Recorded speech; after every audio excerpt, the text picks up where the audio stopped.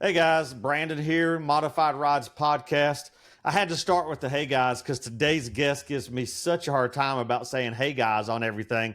So, hey guys, we're here with another Modified Rides Podcast. Today I have someone I travel with quite a bit for some of these shows and help each other out in the garage. Today I have Mitchell Metcalf. What's up, Mitchell? Not much. How's it going? So I guess we'll start to go, ladies, he's single. This is Mitchell.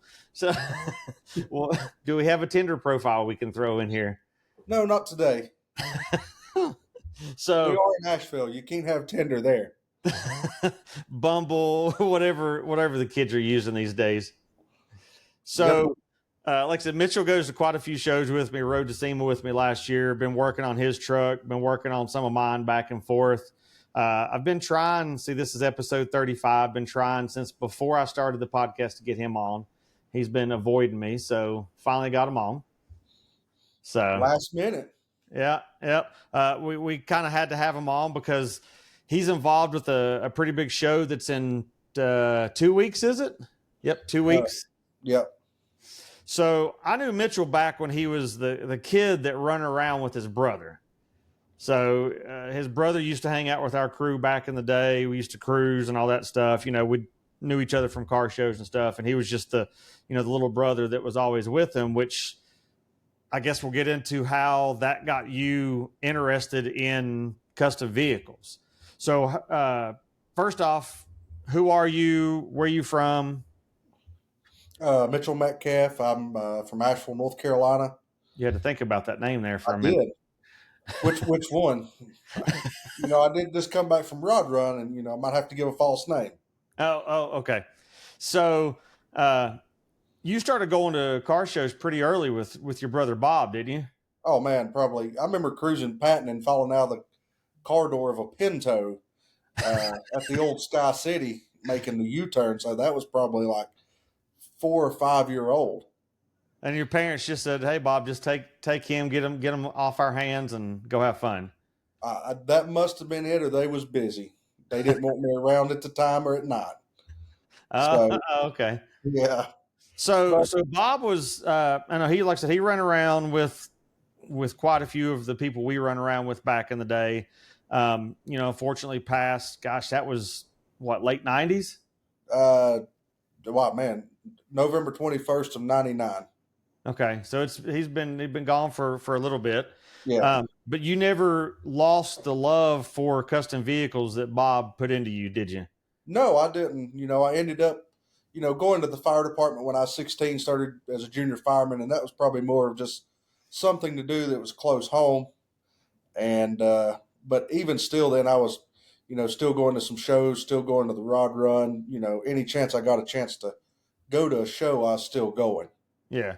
Well, no, you've got Bob's old Ranger still sitting out front, but I guess it was tore apart when he passed away. It was tore apart when I went to pick it up. It was everything was off the truck pretty much. Where was it at? It was at his house over in Woodfin. Okay. So then you brought it back to your place. Yeah. So you didn't, I guess, drive it because it's never been back together since he's passed. What did you start out with driving? Actually, I did drive the Ranger to the last Slammed Impressions show at the Biltmore Square Mall. That was probably 2000,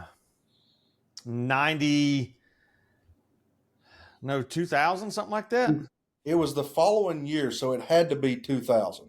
Gotcha. Because I remember, bag was blown, we shoved a block in it, threw it on a trailer, got it to the show, pulled the block out, and laid it out. Twin I-beams, got a good place to put a piece of wood. Oh yeah. My first vehicle after Bob passed was a 97 Suburban. I thought your Ford was the first one, your silver one.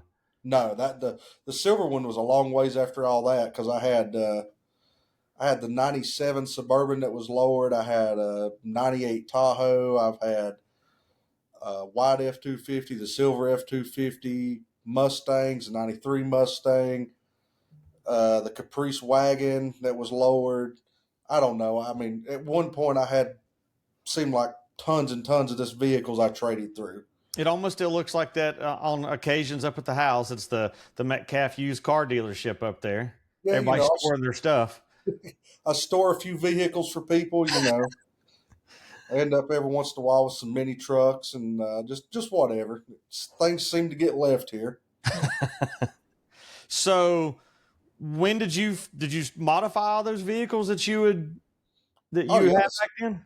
oh yeah. The Suburban was lowered. The Tahoe was lowered. The Caprice wagon it was hammered. Uh, Biggest pile of shit I've ever owned in my life. We decided to spray some flames, some ghost flames on it. One weekend in the park in the garage, you know, we cut the piss out of the springs, and I remember going down the road, and you know, my road's pretty rough, Yeah. and I'm hauling ass, and man, it gets to bouncing, and it almost bounces me out of the road.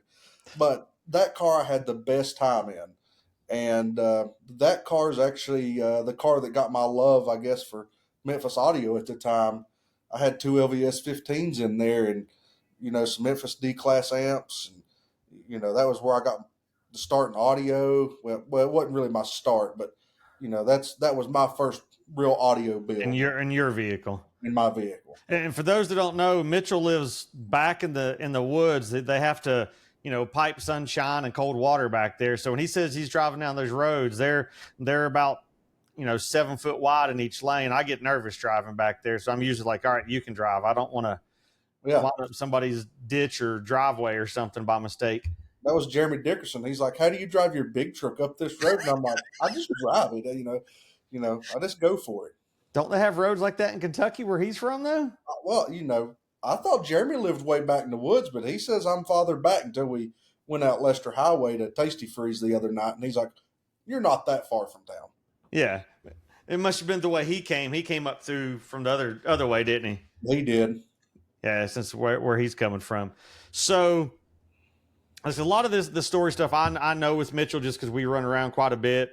But so you said after the wagon, that kind of got your feet wet in your own stuff, where you picked up where your brother left off for the most part. Oh yeah, that's like when did you start going to shows? Was you taking the wagon and stuff to shows? Yeah, we went to some shows. It wasn't nothing like I'm into now. We would try to go, these local car shows. I hate to keep bringing the Rod Run was like our big show of the year at the time.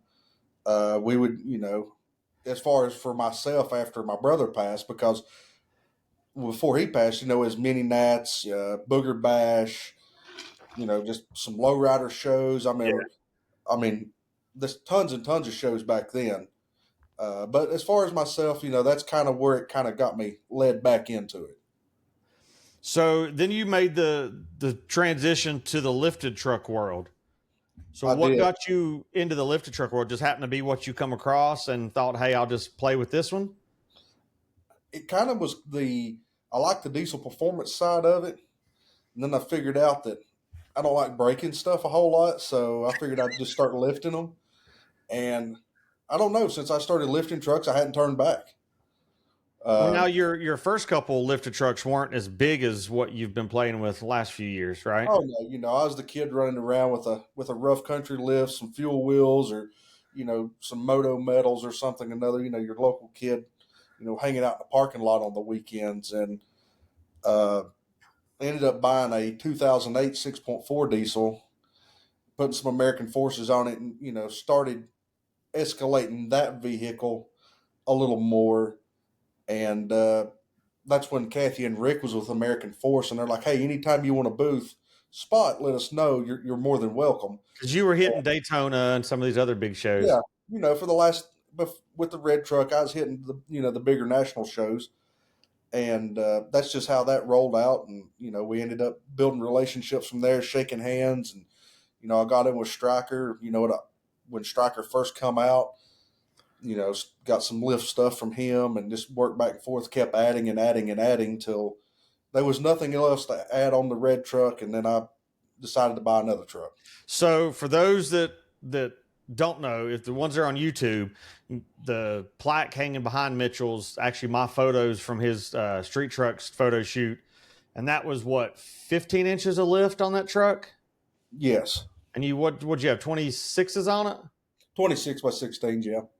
And that thing that had a million rock lights underneath it, like it, we'd go to shows and I'd have my Ram, and I learned that I would have to let him go first if it's cruising through like Pigeon Forge or something, because I'd go through, they would ignore mine because his would cause so much traffic to look. But if he went first, then it'd be like, oh, there's another truck behind him. So I became a, second fiddle there running through Pigeon Forge. But, that was what drew the attention, the lights, the big wheels. And, you hear the stuff like recently, old daddy's diesel and stuff at these rod runs, and these kids are taking over. But it's like, I almost feel that the diesels of today are the hot rods of yesterday, because you don't go out and buy a 10-year-old Camaro that's a 69 Camaro at that point. Like the rod run, for example, has changed. Like even if like I went to a Triple Crown of Rodding, it used to be all the street rod stuff, the old 30s and 40s. Well, now it's a lot of the 60s and 70s for the big money build. So, even though people complain about the diesel trucks, people like Mitchell would go and cruise and do it right, not trying to roll coal on everybody and act a fool and squat them. And, No. Now, you thought about squatting one at one time. Don't lie. Well, my truck was squatted for about a half a day when we had a rear lift issue. So that was long enough for me not even to roll it out of the shop. But yeah, this past weekend, there was a lot of chaos in Pigeon Forge with, the Rod Run and Smoky Mountain Truck Fest, and thousands of people there. And, you have your guys there that's just there to party. We'll just say that, doing burnouts, rolling coal and stuff like that. And I still love old cars. I love mini trucks. I love anything that's automotive related. Right. But you got to be respectful of everybody else. You can't be the kid that shows up and, want to do all that and then expect to come back next year. Well, I think when we grew up, like, Mitchell's a little younger than I am, but still, when we grew up, there wasn't the internet to be Insta famous at that point. I'm going to get this viral video of me being dumb. It was just, we were there to have fun. I mean, we all did our fair share of dumb stuff back in the day, but now I think everybody's doing it for the gram, trying to be TikTok famous now. They are. And that's just like this past weekend, everybody's at the cookout. We're up the road checking out an old hot rod that a buddy of ours bought, and we look down the strip and it's nothing but smoke. And I mean, there's probably 400 or 500 people around cookout and just wreaking havoc around the place. Yeah. Cookout draws the squatted guys, the guys that want to do burnouts. I don't know why, but they do. Tires cost too much to do that now. No, I can't afford tires like that. Especially not the big lifted tires. Yeah. Everybody we pass, they're like, do a burnout. And I'm like, it costs too much money. Because you're running a 26, a 15, 40, 50? Yeah. 40, yeah. So, it's I think those that aren't in this area that's never been to a rod run, it's basically bumper to bumper traffic, people lined up on both sides of the road as far as you can see. It takes you 3 hours to go 2 miles, but when we would go, that's what we would do. We just hang out and just kind of cruise and, just chill, because there's not many places you can do that anymore. No, there's not. And, for what goes on, I have to say that the cops are probably still pretty lenient. Oh, yeah. I mean, you got the ones that are like, I don't know why I got pulled over. Well, you were being a dumbass. That's why. Yeah. I've been pulled over there before, and it was for train horns and, underglow and stuff like that. It wasn't nothing major, but I learned, go with solid white colored rock lights, don't blow your train horns. I've learned a few things. Don't play your stereo. They don't like that very much. Yep. Me and Chris pulled in one year. We just got there that morning, and I ran into somebody I knew was walking in the sidewalk, and I was in my Tundra, and I was like, oh, there's so-and-so. And I don't remember who it was. And I was like, toot, like hit the train horns. And as soon as I hit it, I looked off to my left, and there's a cop beside me in the lane beside me, leaned over, looking out of her window up at me. Chris was like, you realize that was your one get out of jail free moment. And I was like, yep. Oh, yeah. Turn the horns off. I was like, I'm not even touching them this weekend. Yep. But I know that one time we all were over there and pulled over and parked at Fuddruckers, and that cop come by, we're like, oh shoot, we're all in trouble. But he's like, man, he's like, you can tell who's here that has big money in their vehicles and are here to have fun, not here to act a fool. He's like, and I Exactly. can tell by this lineup, you guys have money and you're not here, or have money in your vehicles and you're not here to tear them up. Right. And he was super cool about it. He probably stood and talked to us, 15 minutes. Yeah. And he was a super cool dude. And, a lot of those cops look at that, though. I mean, you see some of these builds, it's going down the road. It's, mine's not $250,000, but some of these builds are $250,000 builds. Easy. And those people are just cruising down the strip. They're not there to do nothing dumb. Yep. So I guess let's dive in a little bit to the red truck. It was a 08, right? Yeah, 2008. And you had the bodyguard bumpers, you had the powder coated lift. I mean, you had a ton of work done to it. Yeah, I mean, we had, like you say, the bodyguard bumpers, the striker lift, fully powder coated, horn blasters plate, fully powder coated, front and rear axles done, custom grill, custom emblems on the side, amp steps with custom mats, next level mats, Yeah. custom interior, full audio, bed cover. I mean, the truck had everything except the frame powder coating. And you said you and your dad had built that one for the most part, didn't you? Oh yeah, me and my dad was in the garage. He helped me 90% of that. Then Benji helped me, the other 50% of the time or whatever. So it's pretty much me and my dad, or me and Benji. I know you're like, I won't sell it because me and my dad built it. And the next thing I know, I get that phone call. Hey man, I've decided to sell my truck. I got a guy coming down to buy it. Yeah. Guy comes from Ohio, gets off a plane. We drive and do the title work. And I ask him if he wants to do a test drive or anything, take you for a drive. And he's like, nope, got to get back to Ohio. It was snowing, wasn't it? It was snowing. Guy literally jumped in the truck, and I would have never drove it in the snow. But literally jumped in the truck, drove it all the way back to Ohio, and put it in his shed. And found out a couple of weeks ago, I guess it's on a car lot for sale. For more than what you sold it for. Oh yeah, but now it's down to like 49. So they figured out that they weren't going to get that out of an 08, no matter what was done. So what made you want to sell that truck? Because it was pretty much, I mean, like I said, you guys on YouTube can see it hanging on the plaque behind them. But I mean, it was pretty much perfect for the most part. I mean, it was factory paint, but it had been, loved on and polished correctly. It was it drew the crowd everywhere it went. So what was the turning point to go, okay, this over the top build, I'm done with it. It's time to let it go. Number one, it was a 6.4 liter diesel. Terrible for burnt pistons and issues. You already had it bulletproof though. I did, but they're still bad to melt pistons. Number two is, once it was done, I was bored. Same thing I do. I have nothing to do now, just twiddling my thumbs. So that was the two main factors that really talked me into selling it. Well, I know when he sold it, me and Mitchell talk all the time. He's like, yeah, I'm going to get me this truck. I'm not doing nothing polished on it. I'm going to do painted wheels. I'm going to do, like a, dark suspension. I'm not going to fill the bed up because his red truck had all the subs and amps because you had 412s in the bed? 412s and amp. 412-inch Memphis Mojos in the bed.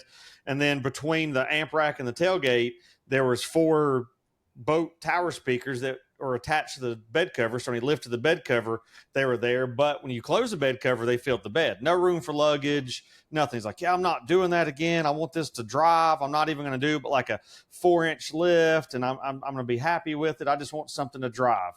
So tell us about the suspension on this new truck you got. Well, we're at 12 inches right now. Fixing to add more. Fixing to do the 4-link, which I said I'd never do. We have 412s once again in the bed.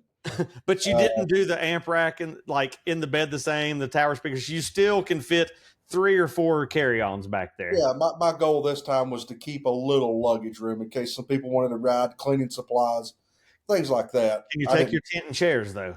No. I can take chairs, no tent. So that's where I come in. So my truck bed's still a full bed, so then we'll throw the tent in my bed. Yeah, so traveling with the truck's still a little complicated. But when you first got the truck, you did keep it semi-simple because you've changed lifts on it, or I can't remember. Did you go big the first time? Well, I think I got a bigger lift first time than what I even thought I was getting, because somebody I think thought it was funny, knew I was going to want a bigger lift. Eventually, yeah. Yeah, it already showed up, a few inches bigger than what it was supposed to have been. So Kyle and Stryker knew what you were He knew planning down what the I road. was up to. Yeah, And he's and like, you you did went. painted wheels at first, so you didn't have to polish nothing. So that lasted what, a season? I had one show season. Now I was like, I got to go back to polished wheels. Uh, they just stand out. They made the truck look a whole lot better, in my opinion. Uh, and I'm always adding details, and I'm kind of like Brandon. I like details. It's just a small thing. Sometimes it really, really makes a big difference. Yeah. So what year is this truck? This is a 17. So it's got a different engine in it, so you can actually drive this and not worry about it. And Oh yeah, this has got the good 6.7 built by Ford, not International in it. I feel comfortable driving the truck. If I decide to, like, we was going to drive it to Vegas, there was no issues of me worrying about any engine issues. yeah, so Mitchell was supposed to take in his truck with us to SEMA this year. Already had confirmation, everything. Of course, life gets in the way. There, some family priorities stepped in. Uh, then that sometimes you can't always hit these shows. So some of you guys are like, hey, I'm planning on doing this, planning on doing that. Just know that life can come in and smack you and go, nope, you're going to do something different. So, that don't mean he's going to stop tinkering on it and working on it. Like, we still have a ton of parts that we've got to work in the middle of a couple tech articles with him. We teamed up with Horn Blasters and doing their Goliath mount. The Goliath mount, yeah, with Yeah. the Nightmare 544, I think. Yeah, it's got the six horns and stuff. Doing a tech article on that. Doing a tech article, both these for Diesel World, with the no limit piping under the hood that's all powder coated. And when he rolls that thing into a show as it sits now, it's definitely a head turner because of what it is. It's clean. It's semi monotone, but when you open the doors, everything inside and under the hood and the bed's red, so it contrasts that blue pretty heavily. Yeah. And I'm a red fan. I wish I had a red truck. I hated the blue when I first got it, but it's grew on me. Um, and I had thought about buying another new truck until I priced them, and I was like, I'll just keep what I got now. The new ones have gotten stupid. I was looking at a single cab, short bed, 2-wheel drive dually F350 the other day, and I was like, it's still $100,000, and I'm like, Oh, yeah. like, it's stupid. Like, there's no reason a truck should be that much, but he does hop in this truck, does drive it. I give him hell because about the only place he ever takes it is the Pigeon Forge, whether it's a Rod Run or some other show. So, have you had it anywhere else other than Maggie Valley and Pigeon Forge? This year? Hmm. No. Uh, No. no. No, because we've traveled everywhere else for the show to kind of just promote the show. Which that leads us into what is big, and the reason I had to get him on this date is October 4th, 5th, and 6th. You have a little event that you're being involved in. I wouldn't call it a little event. It's actually pretty big. So that's where you've been traveling. Instead of taking your vehicle, you've been going to the show, promoting the show, dealing with vendors, dealing with sponsors, that kind of stuff to promote this show. And I think this show is one of those ones that it don't really fit into any set demographic. Like, you have your mini truck shows, you have your lifted truck shows, you have your hot rod shows, you have your C10 shows. This show is one of those that you can literally see everything in there. All these shows merge to this one show. So tell us about the show and how it came about. So Showdown in the Valley came about. A friend of mine come back in, I guess you could say, come back into my life. Ended up getting divorced. Shane. He had a little more leeway. Yeah. So he came over one day, and we're kind of talking about him buying a truck and this and that. And we talked about, he's like, what have you been up to? And, went on for a couple of days. And I mean, this is days. And he comes back one day, and he's like, man, that idea you had the other night about doing a show is kind of cool. I was like, yeah, I'd like to do one. He's like, yeah, me too, eventually. Well, the funny thing is, me and Chris had talked about this a few years before, and we just never was able to make nothing happen. And we really never got too far. We just threw around the idea, and Shane called me back one night and he got home and he's like, "Hey, I'm in. Let's do this." He said, "Let's make this happen." So we, within 5 months, we threw a show together.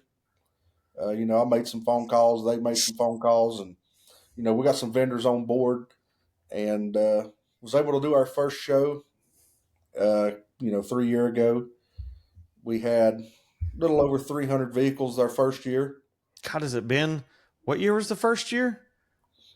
2022 22? was our first year. God, has that been 3 years already? Yeah, Holy cow. this is year three. Um, so year one was more than what we expected. And first year show, anytime if anybody's ever done one, they know first year is always a learning curve. Should I have people here? Should I put people there? How do I change judging? Where do I need to put staff? Do I need to adjust my time? So that first year was still a good year, and it was still a crazy learning curve for you guys. Oh yeah, I mean to do it in 5 months, to be able to make some phone calls to some wheel vendors and some of the people that I know in the lifting industry, and say, hey, this is what I'm doing. Can you come support us? And I don't think I really heard a no from many people. Yeah. The only thing that really hurts us is we're so close to SEMA that a lot of vendors, build management companies that would bring some of your bigger builds out or some of your newer stuff is just so busy at that time of the year. Well, like you look at this, if it's the 4th through 6th, literally 1, 2, 3.5 weeks later, like you leave for SEMA. Yeah. So those guys that are, like I said, the build management people, the SMGs, the truck gurus, people like that, they're finishing the stuff to debut at SEMA that's crazy over the top. So they're focusing every weekend they can to get that done in the SEMA crunch. But you still have crazy amount of, like, I call them the big boy lifted stuff, the Plan B stuff, the striker stuff, the 30-inch lift on 30-inch wheels, just ridiculous over the top stuff that you don't see at a lot of like the mini truck or C10 shows, like that kind of stuff. Yeah, and it's cool because you have these guys that's building these lifting trucks. Rob from Plan B, and Kyle from Striker, and all these guys. They're car guys. I didn't know how they would take the mini truck side of things and the bag side of things. And Rob's built some bag trucks, and Yeah. so me and Rob was talking our first year, and he's like, "Man, this is really cool to see all the mini trucks." He said, "I was around this in my younger, when I was younger."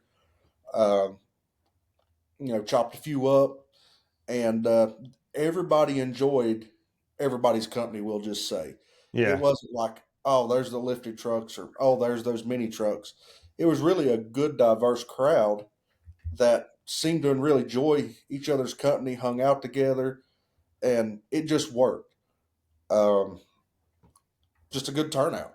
Well, you have like Sal from Atlanta Truck Invasion that brings his crazy Plan B built over the top Denali, but then he has his body drop, Denali that's in the JTX booth. So he's bringing, crazy lifted, laying on the ground, and a side by side that's just over the top. So that right there shows that some of these guys are into everything. It's not just like, oh, I can only look at mini trucks because I'm only into mini trucks, or I can only look at C10s because that's what I like. I won't look at a Ford, or I won't look at a lifted truck because that's not what I'm into. But I think that's what sets y'all show apart is the diverse crowd that's there. Is you have people that go up that'll look at that crazy powder coated and chrome lifted truck, then go over the one that's body dropped and see the same work that's in both of them and enjoy it.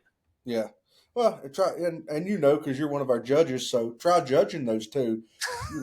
Put a really well built bag truck next to a big lifted truck that's a really well built truck. Yep. And You're going point for point, it gets tough. Yeah, I mean, both scenes have some really badass stuff in it. And there's not a lot of shows that cross over like yours does. No, you have a few, and there's definitely, I will say, probably on the East Coast, there's not many at all. I mean, you have your LSTs, and you've got your Battle Alabama's and stuff that have the crossover, and I may be missing one or two others, but you don't have it often, and Yeah. it works. As a show promoter, it works if you can get out there and talk to these lifted guys and get out to some of their shows. it works. It brings people to you, and just look for the right crowd to get to. Just like I was told this past weekend from a vendor, we have the more mature crowd with the higher end builds. It's and nothing against nobody. Everybody starts somewhere. We've all been that young kid, but we have the mature crowd. Of the lifted truck guys. We have the major builders that's coming in. I would name some of your vendors that are coming. I guess start with your title sponsors and some of your big companies, and then who else is going to be there? Well, this year our presenting sponsors JTX were powered by Lifted Leveled and Rims One. Which Rims One built my blue truck and my brown truck, so two of my SEMA builds, and then built did a ton of work on Chris's truck as well. Yeah, That I was involved with. so you got TIS, Plan B, Drop 'em Where, Artesian Engraving, which is out of Los Angeles, California. You got I think they like the scenery and stuff that we offer here in this area because when they come out of LA, it's completely different to be in Maggie Valley, North Carolina versus in LA. Yeah, and the cool story is we met those guys last year at Smoky Mountain Truck Fest, and it's like 3 weeks before the show, and they're like, "Man, we've been hearing about your show. We want to come to it." And we're like, "Cool, come on." And he's like, "Well, I got to go all the way back to Los Angeles, then back to Maggie Valley." In 3 weeks, he had to go back and replenish his stock. Yeah. And then head back, which was super cool to us. And for a second year show to have another company coming out of California like TIS did is super cool to us. You got Jesse from iCar; he'll be back this year. Which I had on the podcast. Yeah, you've got the guys from Team Billet. You got guys Striker, Vision Wheels. Yeah, I mean, Wolf Custom, Vision Wheels, Flawless Whips. I would just really have to look at my list to really name a lot of these people. Even I'll throw out JJ's Wheel and Tire. JJ is local. He's been a good sponsor of us. The shop out of like Morganton, he's always been a supporter. Elevated Truck Club. Elevated's pushing right now to have 50 vehicles at the show just by themselves. Which that if you equate that, because a lot of my listeners are mini truck guys, if you equate that's like Camber showing up at Mini Nats. That's that kind of numbers in the lifted world. Yeah, it is. And, we'll have the Camber guys there. We'll have, all the extreme lows guys, in at least North Carolina. We'll have several truck clubs represented, there. I'm trying to think, of who else. RG Diesel out of Greenville, Tennessee is one of our big, one of our sponsors. Harry's Cadillac in Asheville is one of our sponsors. You got Uncharted Adventures out of Virginia. He's sponsoring the concert this year. We'll get into that. So we've got quite a bit of stuff. We've actually got like 46 total vendors this year. So it's really hard for me to go through and, thank everybody and let everybody know unless I'm just looking at a list. And what's funny is like last year I showed up on, Thursday, which is vendor setup day. And it's like, there was more show vehicles there on vendor setup day than you usually have at most shows we hit. Yeah. So, I mean, I'm 45, 50 minutes away. So it's one of those shows like I stay at home and, and I drive back and forth or whatever. But one thing that sets this show apart, is the cruising. So, most of you guys, have been to mini nats or that, you see what kind of love the Maggie Valley gives to the cruisers. So, people get to go out and cruise, but, you don't see at mini nats these trucks with, 44-inch tires and 30 inches of lift and everything powder coated underneath it cruising the strip. Like it's a light show for this to happen with the cruising. Yeah. And it's also, as what we looked up, it's right at peak leaf season for that area. So bring your families out. Everything's going to be orange and yellow and red and touristy, Yeah, come enjoy it. I mean, there's tons of stuff to do around Maggie Valley other than truck stuff. You have Wheels Through Time. You have the casino that's 20 minutes up the road. You have the parkway that's literally at the top of the mountain, 10 minutes up the road. You got scenery, waterfalls. You got Asheville that's 45 minutes if you really want to go somewhere. I've never been to Asheville. Uh, so I mean, there's a lot of stuff to do. Within a 40-minute range, you can be about anywhere and see anything you want to see. But now you're doing something that very, very, very few shows do, and you mentioned it a minute ago. So you've got a concert aspect tied into this show. So tell us about that. We are doing a concert side of the show this year. I don't know if we'd use the word concert, but we're going to have a concert. We're going to have some Performance. fire pits to hang out by. So it's you on stage doing karaoke and doing the Dougie, right? It is. I'm the one that's performing. Okay. That's all we can afford. But no, we've got a local guy. His name's Ryan Perry. Which he's pretty big in the country world, country popish world. Yeah. Ryan's a local guy. He's been recording in Nashville. He does have some good music. He has some country rock. I mean, he's kind of back and forth. We did the one video shoot he did actually at the showgrounds. We took Chris's Tundra out there and, was there for the filming, and it was a pretty cool deal. He's a good guy, performs good. So that's on Friday, correct? That is Friday night. Starts at 7:00. Now, how do you get into that? How do you go watch him if you're in town or there for the show or just driving through? All registered vehicles and their guests gets a free pass to the concert. For both concerts, Friday and Saturday night. If you want to come and to spectate all weekend, we'll have a weekend pass that will get you everything. And that weekend pass, just show weekend pass is $20. The weekend pass with the concert is $30. So for $10 more, you get 2 nights of concerts. That's right. So you've mentioned that Ryan's going to be there Friday. So tell us about Saturday. Saturday night, we have Bubba Sparks and Dusty Lee performing in their Impolite Gentleman tour. They added our date to their tour this year. Nice. And we're pretty excited about them as well. And that's one of those ones like was super big when he first come out, but still kind of works the circuits. It's like, everybody, young, old, black, white, whatever, they're, who that is because you're always singing the songs. If you've gone to a club when you was younger, like that's one of those fun, he was a fun artist. He made a lot of fun songs that stuck in your head. Yep. And we are excited about that. So you're going to dump everybody out of the show Friday and Saturday. Yes. And then bring them back in if they have that correct pass to get in. Well, Friday, we're not dumping people out just because the show starts later and we're just going to run continuously into that. Okay. Now, Saturday, we are going to dump people out at 5:00. We're going to try to, get everybody out that we can. So don't go hiding in the bathrooms or nothing? Don't go hiding in the bathrooms. It ain't that big of a place. We'll probably find you. But no, we just kind of want everybody to kind of go out and just walk back in. Just that way we can check wristbands. This is costing us some money. And, we're doing it for you, but we kind of have to recoup some of our money. But, most shows you go to, once at 5:00 it's over, everybody leaves, the show field shuts down, it's empty, it's done.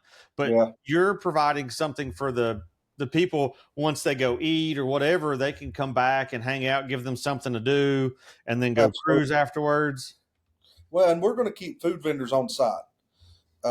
Friday and Saturday night, we have some food vendors. We're going to swap them out, but they are going to stay on site. If you don't want to be right up at the stage, we're going to have some fire pits out in the gravel area.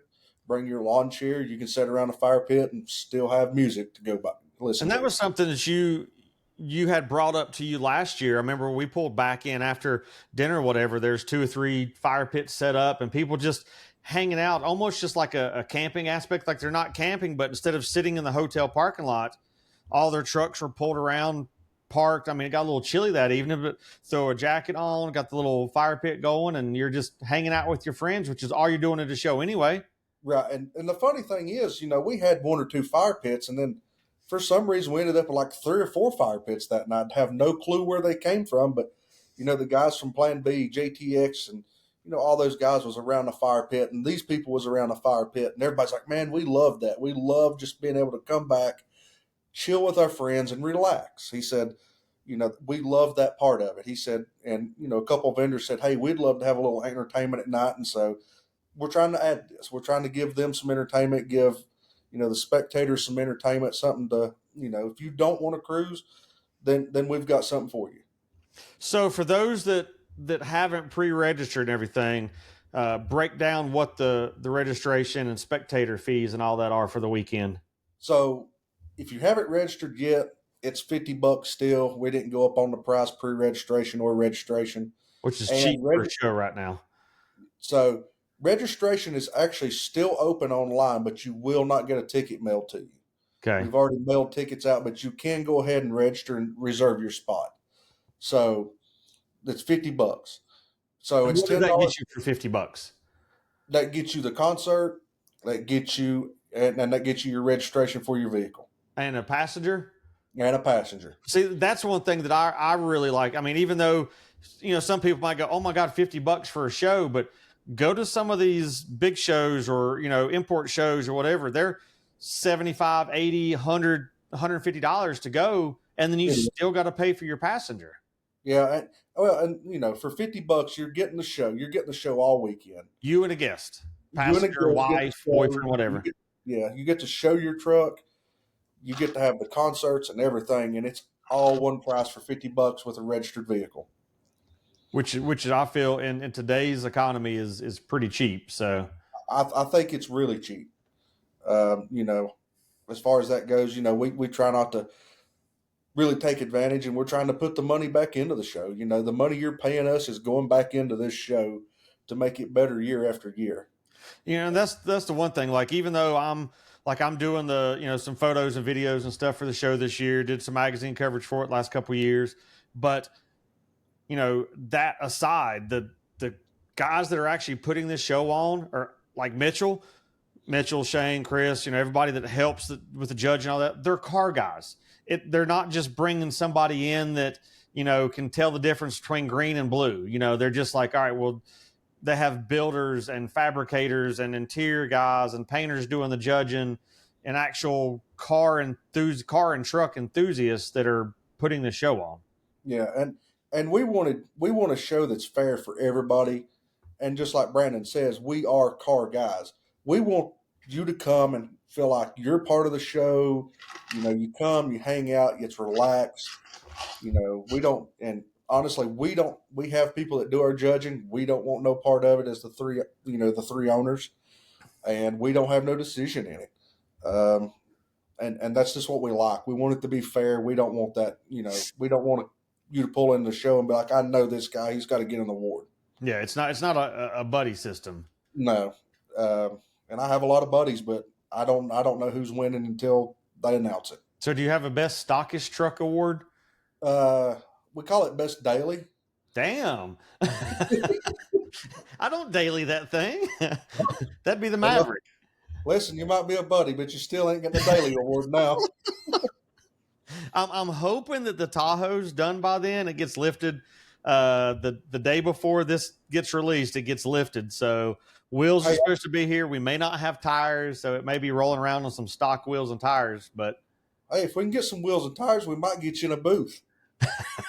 We may know a guy. Well, being it's supposed to be at SEMA for TIS, and that's where the Sierra was last year, I'd love to be able to park both of them side by side one time, just for the fact that I'm building them both to match. So, well, we're not letting no stock vehicles in this year, so stock-ish. All right. I mean, it's it is lowered, 2 inches lowered with big wheels. You might be able to convince Walter to park the Tahoe on like the outside of the truss system and your truck on the inside with no wheels.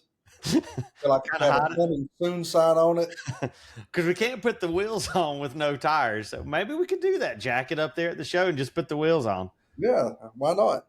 But that's the thing for me is I would say that's the last show, but this year it's not. I've got that C10 Fall Revival 2 weeks later.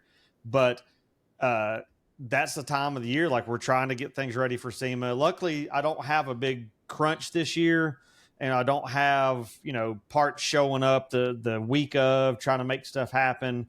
I've only got a couple parts that are still in transit or in the works or whatever, but I know I'll be able to get Mitchell to come over, and we got some rock lights going on, and so, the amp steps and all that stuff. But I'm trying to have both of them at their show, just for the fact of it being local. I mean, it's always good to support the local people like that. And that's the thing, is like Mitchell and Shane, like they're Chris, like they're always at everybody else's show. Like it's not like they're like, well, you need to come to my show and I'm not going to go to yours. Like they're at everybody's show all the time. Yeah, we try to give the support back. We try to show our love, and just in a couple of weeks, I'll be over at Fair Enough, with Justin White and Chris, trying to support those guys because they support us. Cruising with the Cruisers, Trooper Burton has a really good cause. We try to support him. We try to support Dizzy and Adam with the Sparks Show, Jason Bell, Smoky Mountain Truck Fest, iDrive, Eastbound Get Down. We try to show everybody some Atlantic City. Mark from Atlantic City helps us. Yeah. I mean, how do you not go to a guy's show that helps you? And that's just like Justin and them. They support us. They help us. They share our stuff. Everybody does. It's just not one or two shows. It's everybody that we come in contact with. We share their stuff. They share us. And, we try to do what we can to help. And in my opinion, if all show promoters talked a little more, worked together a little more, the scene would be a whole lot better. And, I think everybody should just work together. It's not competition because, I mean, you've not got 4 shows an hour away from each other on the same weekend. Like, there's enough in that for everybody. I use the same analogy with me with photography. Even though there's a million quote unquote automotive photographers, in our scene, like we work with each other. If there's something I can't get, I send it to them. If there's something they can't get, they send it to me. Same thing with detailing. Like I'm friends with several other guys that own detail shops. Even though I detail, I'm not going to, I know what my limits are, and I'm going to send a vehicle to them that's out of my wheelhouse. But right. You're not taking money away from anybody else. There's enough shows. There's enough to go around. People want enough to do. I think the thing that the show promoters like yourself and everybody else needs to do is figure out a way to shut down the bullshit, the takeovers and stuff. So what's your thoughts on all that? Well, just today or yesterday, I was, tagged in some stuff about some takeovers that had happened. And we know that LST had this same problem this year. And yeah, the only, there's several ways to deal with this. And one is generate a list between all the show promoters and share it of who is the problem child. Whether it's a club or absolutely kids. A club, a vendor, yep. or just individuals, and ban them from these shows. And as a group of show promoters, we can stick together. We could do that very easily. We can ban them. And the only problem is we can only ban them from our event. It ain't like we can ban them from that city if they show back up. But at least we can say, hey, they know they're banned. They're not even welcome at our show. And that's one way to kind of curb that. Well, it's like when I was talking to Lonnie at LST, he said, that he was watching through all the videos that were, tagged with all the takeover stuff at LST, which is, I think, is what put the takeover stuff in the truck world on the map was LST. And he goes, and if you go through the videos, he goes, nobody had the show wristbands on. No one had the show stickers on. Like they were people that were in town, but weren't there for the show. Well, that's exactly right. And you used to go to Daytona Truck Meet. Daytona was huge, took over the whole town. But you would go to the racetrack or the convention center, whichever one it was at the first couple years convention center, and then it moved to the track. Yeah. I would go to the track and we would be there all day, and it's nothing but your show trucks, and you have a lot of spectators. But if you was to leave and go out, you would see the squatty trucks and this truck. And it was people that wasn't even attending his show that was just in town to cruise and start, just make trouble. Well, it's like, I know I've got some people like Bryson, for example, that, is like, well, has a cool truck, always working on, like literally is working on it 6 days a week, adding stuff, tweaking stuff, painting something, putting a new light on something, but has never really been to any shows. I think your show last year, he went and walked around, was like, man, I really want to register. I want to do it. So I don't know how, but I think a lot of the takeover stuff is these people that don't understand, these kids is the only way to put that. I mean, granted, I'm old, but kids that don't understand how the show process works. And I think the show, I guess not really requirements, but what people expect now is they're used to these 2-hour meets or these 2-hour cars and coffees. They're not used to showing up Friday, hanging out, being there all day Saturday at the show, going and eating and hanging out with friends. Like they don't, I think the attention span is not there. So a lot of them don't realize that if you pay to go to the show, you go to the show, you get more out of it, you get to see more, you get to make more friends. It's not just about going out and raising hell. Right. And it's not. I mean, we had our issue the first year. Some kid come right in the front gate and wanted to do donuts, and we were standing out front, and we stopped the guy, and had the cops come and take care of him. But The why bad pull part it? is he was semi-local, and He didn't was his dad show up? And the cops called his dad, and his dad was not very happy with him, and we haven't seen him since. So I don't know, but and that's exactly what it is. I would say 90% of the problem that happened at LST was probably local kids from other areas coming in and probably just doing a little takeover while the show's going on. was there takeovers at Smoky Mountain last weekend? It's what it seemed like from the post. Oh, there was parking lot takeovers, cookout takeover. I'm not sure what happened at the island, but there was definitely some takeover style stuff.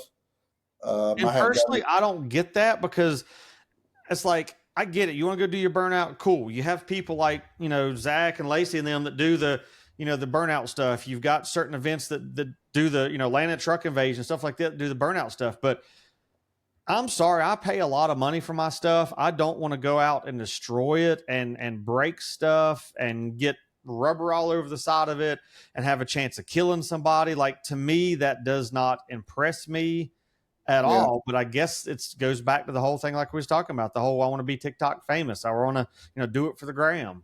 yeah. And everybody knows that Maggie Valley is totally cool with you cruising, but you start doing burnouts and stuff, they're not cool with it. Yep. If you want to come to our show and do burnouts, just wait to the next weekend and go to Fitzgerald Performance Show Where over he in has a burnout pit. over at Jamestown, Tennessee. It's 2 hours away. He will welcome you with open arms. The safety barricades, you're not going to run somebody over. Oh Now yeah, I do watch some of those takeover videos just to see how many people get clipped by the back bumper and do like the triple somersault. I think that's a game. I think they find the biggest idiot they got there and it's your day to run and see if you can get in. None of Natural that. selection. Yeah. So yeah, the takeover stuff is ruining shows. But I mean, as show promoters and enthusiasts, like, I think we all have to step up and figure out a way to put that Oh yeah. to an end, or you're going to have more issues out of it. Shows are going to go away. Look at Mini Nats getting kicked out of Pigeon Forge because of doing dumb stuff. Like, Right. we even did it back in the day, but it's not like it is now. I think because everybody has a phone in their pocket. Well, was it this year that we was at Tasty Freeze and there's a bunch of vehicles parked and Oh yeah. told the girl to pick her beer cans up and stuff and she got mad? Oh yeah, I don't care. I'll be the grumpy old man. Say, pick your shit up. I don't care. I'll watch you throw it out the window. Yeah. Pick it up if you want to be here next week. If you don't want Yeah. to ever come here again and hang out, then leave it. But Yeah. so, And how many years have we all been hanging out there? uh-huh. And for us to try to get run off, we've been there, 30 years hanging Yep. out probably. Yep. And the young generations, having the cops show up and this and that and, having us kicked out now. I think a lot of that is we respected the cops that show up, where a lot of these kids are like, you can't tell me what to do. Oh, yeah. It's like, well, that badge on his chest says he can. So, So it's just, it's an ongoing issue that's eventually going to have to be dealt with. well, I'm And definitely looking forward to Showdown in the Valley. I think it's going to be a good show. The trees are going to be right. The drone shots are going to be amazing. Like, I think it's going to be one of those ones that's going to be good. I mean, I hate that, 3 weeks later, you're not going to make that trip to Vegas with us, but so those who don't know, me and Mitchell made the trip to Vegas last year. I think you hadn't been further than Memphis before, or had Yeah. you even been that far? I had never drove that far. I'd been to Texas, but I had never been. I flew in on a Forest Service plane to Texas to search for space shuttle parts many, many years ago. But Yeah. there was no driving around other from the airport to where we stayed in the warehouse and at 10 degrees. But as far as driving, no, I had never been no farther west than Memphis. So that was your first time doing a full out cross country road trip in a custom vehicle. So Yes, what are your thoughts about that for those that's never got to do it? for me, I was very disappointed that I did not find the cactuses. Oh, the cactus.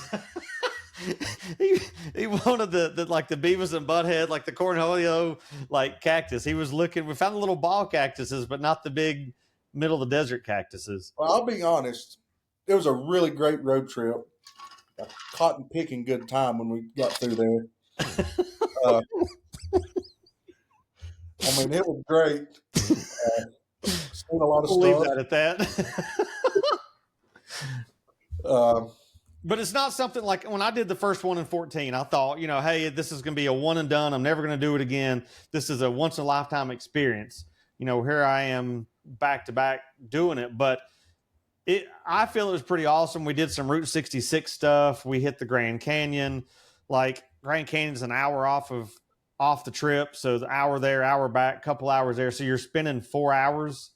I think what we did the math, we spent 8 hours on top of the 32 hours of driving, sightseeing, stuff that you may never see again. Oh, I'll see it again. But that was the best road trip.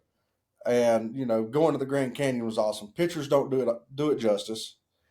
We just had a lot of good laughs. And I'll be honest, I will ride that any day of the week versus going to Atlanta, going to 10 or 20 and going to Texas ever again. I will fly to Texas. I will never drive again. You're anti-Texas roads or something. I think it was because we couldn't find nowhere to stay on the way down without it being. I think it's because you run a stop sign at like 98 miles an hour. I wasn't doing 98. It might have been 75 or 80, but who puts a stop sign in the middle of nowhere? That was at the LST trip this year. We were running down this road. I think the speed limit was 75, so I was probably doing 80, 85. And all of a sudden we come up to this intersection. Mitchell goes, there was a stop sign at that intersection. I'm like, oops. We didn't know there was an intersection until we passed it. Yep. And then we realized in the rearview mirror that there was a stop sign at that intersection. But yeah, I will never ride that again. I will fly. But you would do the Vegas trip again.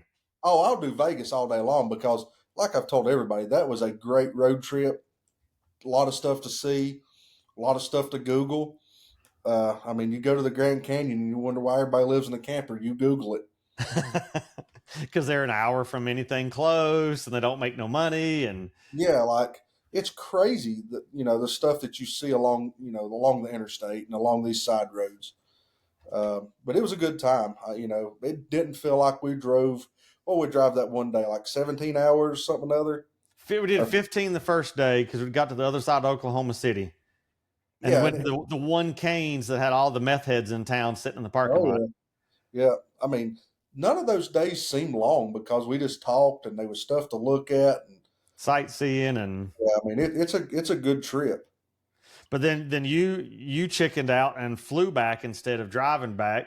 That might have been because you were wore out from staying out too late. So would you do that again? Yeah. So there was Friday morning of SEMA last year. Me and Kristen were getting up to go to the show, and Mitchell and Benji were walking back into the hotel from the TIS after party. So absolutely, I can't mess my body clock up like that. I'm old. I got to be in bed early. Like that. I bought a lot of pizza that night and all kinds of stuff. Big pizza. Somebody told you did, right? Oh no, I bought a lot of pizza. I bought every pizza that was left outside the club that night. I think it was Calvin and Mark and CJ, and it was all those guys, and we ended up with, and I bought them all pizza. I was buying everybody pizza. I might have to remember that next time we go somewhere and be like, damn, Mitch, are you buying us pizza? What are we doing? I have to be in the right mood to buy pizza. But, like I said, me and Mitchell's done quite a few, road trips over the years and stuff. So I know like when we did LST, we tried to stay somewhere and he was like, "Oh, the crime stats are a little high. You know, we might not have the wheels on the truck when we leave the next morning." So he'd pull up the next city and be like, "Oh, these stats are a little higher than the last one, so we're definitely not stopping there." We got like 45 minutes from where we were staying. We was like, "Hey, Kristen, go ahead and check and see if you can get us in." And just like everybody else, all my friends like to give my wife hell at all times. Oh yes, We've been yes. across a Walmart in some random city, and all of a sudden you hear Kristen, and you hear her in the background, Mitchell. Yep, it's poor Kristen gets it.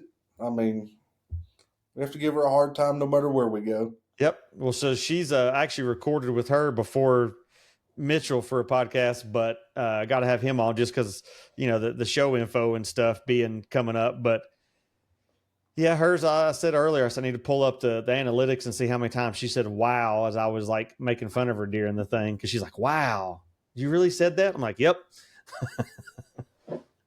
So what else are we gonna see from Mitchell? You said you're working on the truck more. You're doing some more upgrades to it now that you're not doing the SEMA thing.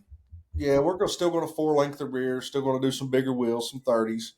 Try to get some stuff going. So we'll see what that entails.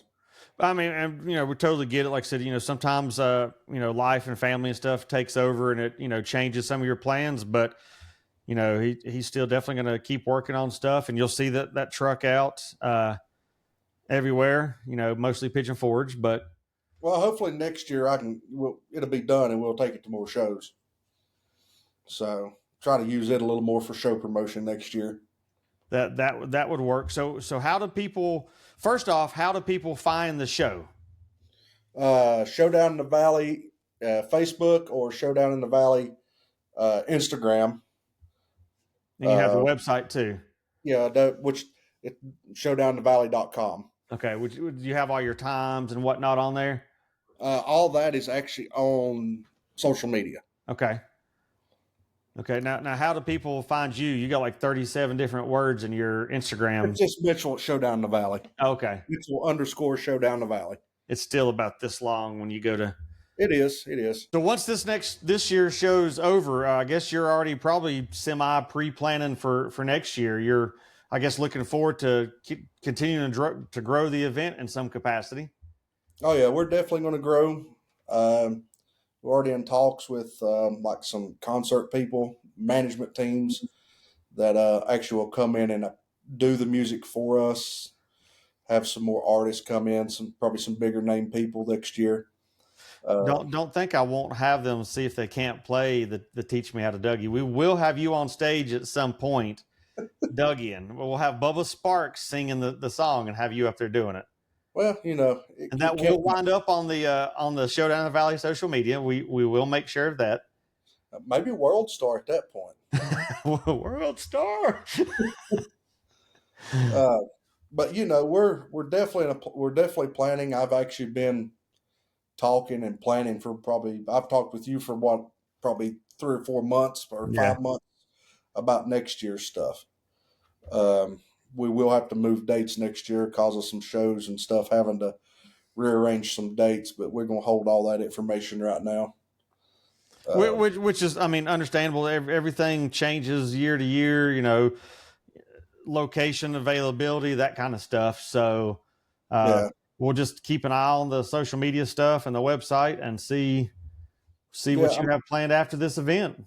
Yeah, they definitely will be another event. This is not, this is something that's long-term for myself. The growth I've seen already in the first 2 years has just been phenomenal. So, and we continue to grow. Our registration numbers are up again this year from what they was last year. Every time I'm out promoting, I hear good things. I hope it just ain't people blowing smoke at me, but everybody seems to really enjoy what we got. As far as that goes. Good. I guess we'll see you guys in a couple of weeks in Maggie Valley, North Carolina. No, not Tennessee.